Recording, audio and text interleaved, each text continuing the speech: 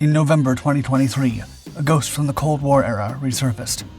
The M-55 Geofizika, a high-altitude reconnaissance aircraft, once a Soviet secret, now captured in satellite imagery, stirs the world into nostalgia and alarm. Born in the mid-20th century as the M-17, its initial mission was to hunt American reconnaissance balloons. This role quickly became obsolete, transforming it into a vessel for scientific exploration.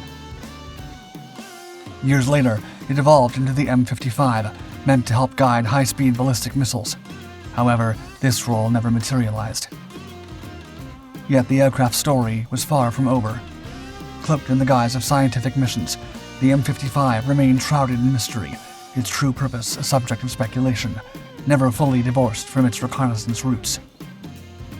Now, in the new images from 2023, a startling detail, a small yet significant addition to its wing, advanced surveillance equipment. Has the Geofizika been awakened from its scientific slumber, ready to play its original role in a world vastly different from when it first took to the skies? In the early 1950s, as World War II became the past and the Cold War between the West and the Soviet Union crystallized, the United States required a reconnaissance tool to watch its enemy undetected. By 1956, the Western reconnaissance balloons that drifted at high altitudes into Warsaw Pact states and territories had become a serious nuisance for the Soviet military authorities. With some penetrating over 1,200 miles into the territory, these balloons were a real worry for the government, as they could be carrying propaganda leaflets, reconnaissance equipment, or, in worse cases, a bomb. According to official documents, between then and 1977, over 4,000 balloons flying over Soviet skies were identified by Russian intelligence. Of these balloons, 793, barely 20%, were taken down. Attacked by interceptors flown by Soviet air defense pilots, aircraft like the MiG-19, MiG-21, Tu-128, and others averaged a very high munitions expenditure of 1.4 air-to-air missiles, 26 unguided rockets, and more than 100 cannon rounds per balloon. With such dismal downing numbers, the USSR was forced to develop a Soviet interceptor aircraft to combat high-altitude balloons. By 1971, several design teams prepared proposals. High speed was not an ultimate necessity for this new aerostat interceptor aircraft, since their targets would be virtually stationary. The most critical factor in the design, and at the same time its most challenging, was to reach a very high altitude quickly, and then maneuver seamlessly in the less dense air. When Alexander Yakovlev's team design for the Yak-25PA, a Soviet counterpart to the Lockheed U-2, failed due to its inferior engines and too small size to accommodate necessary equipment and armament, a completely new project was chosen instead, beginning a 5-decade story with twists and turns. The completely new M-17 aircraft, made by Vladimir Myasishchev's team, was a twin-boom aircraft powered by the most powerful available Soviet turbojets, the Kolosov RD-3651V, installed in the rear part of the short fuselage. As required, this model could quickly climb to a high altitude, but had an endurance of only 2 hours, unlike the American U-2, which gained altitude slowly but flew very long distances. For its role of taking down Western balloons, designers crafted a sharp-eyed electro-optical sight, capable of spotting a balloon the size of a house from nearly 25 miles away, paired with a laser rangefinder capable of reaching 5 miles. Equipped in the M-17 with a specialized turret, the BD-59 had a twin-barrel 23mm cannon that could swing towards targets, even beyond the plane's own stratospheric ceiling of 70,000 feet, and shoot with special ammunition that exploded upon contact. Engineers completed the first model in a Komertow plant in 1978, a building that only produced Ka-26 agricultural helicopters at the time. As a result, during development, the type of engineering and perfection needed for modern aircraft was very new for the employees, and its construction was quite tricky, requiring a lot of corrections. During the first test run on an airstrip in Komertow in mid-December 1978, one of the ailerons accidentally lowered, causing the aircraft to turn abruptly. The pilot, trying to avoid a collision with a snow heap, raised the M-17 into the air. Unbeknownst to him, The wing was caught on an almost invisible hill, and the plane was immediately destroyed.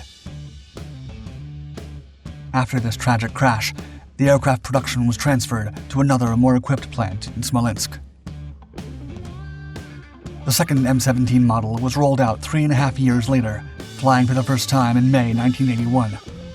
That same year, the aircraft was observed by an American reconnaissance satellite and named by NATO as Mystic. However, by then, the very balloons it was meant to defeat were appearing less and less, and the role lost its relevance. The lonesome M-17 was subsequently used for scientific research, investigating the ozone layer over Antarctica in 1992 and setting a total of 12 International Aeronautical Federation world records, some of which still stand today. But the story of this aircraft was still not over. Only a few years later, Soviet officials decided to repurpose the project into a high-altitude reconnaissance aircraft for missile guidance. The M-17 balloon interceptor was transformed into the M-55. The NATO codename Mystic B flew for the first time on September 16, 1988, piloted by Eduard Cheltsov, with the most significant change over its predecessor being the use of two Solovyov D-30V engines instead of the one RD-3651V. This M-55 model was made to conduct reconnaissance of ground positions, flying several dozen miles deep into enemy territory at high altitudes to transmit highly valuable real-time reconnaissance data to a ground command post. In turn, these posts would target indications sent to strike units, imagined for use with the Soviet OTR-23 Oka mobile theater ballistic missile with NATO reporting name Spider. Introduced in the 1970s, the commissioning of the nearly impossible to intercept Oka or Spider significantly strengthened Soviet nuclear capabilities, as its range and accuracy allowed it not only to strike hardened NATO targets, such as airfields, nuclear delivery systems, and command centers, but also moving targets. This system closely resembled the American-made Assault Breaker, or Precision Locator Strike System, but as the Soviet Union crumbled, the project was never implemented. 4 flying M-55 models were made, with one, renamed Geofizika, being converted in 1996 to conduct scientific experiments for civilian research, particularly to study the stratosphere between the Russian Federation and European countries. Officially, these spy planes perform scientific research roles. Yet the website for the Ministry of Defense still lists them as reconnaissance aircraft. By 2017, Russian specialized resources reported that the M-55 Geofizika aircraft was put into conservation due to the lack of orders for scientific research. For years, there was no mention of this aircraft, until on November 4, 2023, a new photo of the extremely rare aircraft appeared in the public domain. That day, the model was seen performing test work at the Ramenskoye airfield near Moscow, hinting that the Russians have seemingly recommissioned and resumed flights of the aircraft. Unsurprisingly, the photographs from the event have sparked intrigue and raised questions about the aircraft's renewed role, especially as the M-55 Geofizika aircraft was spotted again at a time of heightened tensions due to the Russia-Ukraine conflict. Some suggest Russia might be repurposing the aircraft for modern warfare needs related to the work on the development of onboard equipment for the tactical aviation of the Russian aerospace forces. But another, more sinister option may also indicate an attempt to revive the use of this aircraft for its original Soviet purpose. According to online sources, within a specialized container located under the aircraft's wings, the Geofizika carries UKR-RT radio-technical reconnaissance equipment. First spotted under an Su-34 fighter bomber during the Zapad 2021 large-scale military exercise maneuvers of the Russian army, this feature may be a clear indication that the missile it would supplement is the Iskander short-range ballistic missile, none other than the successor of Soviet Russia's Oka, initially envisioned but never fulfilled within the M-55. Since the outbreak of the Russian-Ukraine conflict, the Russian-made Iskander short-range ballistic missiles have become common, carrying out precise double strikes on Ukrainian targets, primarily because they can travel around 300 miles.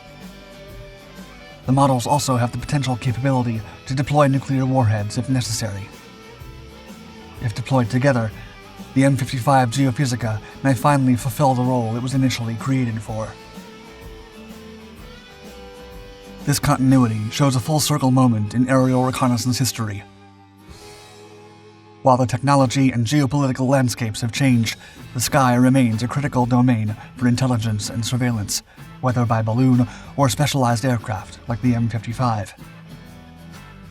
The photographs from fall of 2023 are only the beginning of a seemingly new chapter in this rare aircraft's history, particularly as Russia attempts to pull every trick up its sleeve in its war of attrition against Ukraine.